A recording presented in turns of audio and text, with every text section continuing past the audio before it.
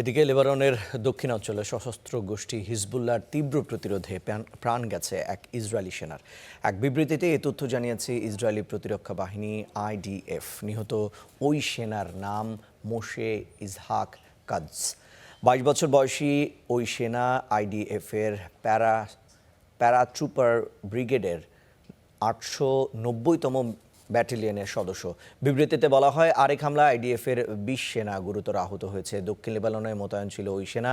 গেল শুক্র শনি সেখানে রাতভর রকেট হামলা চালায় হিজবুল্লাহ। এই ঘটনার পর লেবাননে স্থল অভিযান জোরদার করেছে ইসরায়েল। এরই মধ্যে সিরিয়ার দিক থেকে মাউন্ট হরমোন হয়ে লেবানন ইসরায়েলের বিতর্কিত এলাকা মাউন্ট ডোভে প্রবেশ করেছে আইডিএফের সেনা। এর মাধ্যমে মধ্যপ্রাচ্যে যুদ্ধ পরিস্থিতি আরও জটিল হয়ে পড়বে বলে সতর্ক করছেন বিশ্লেষকেরা।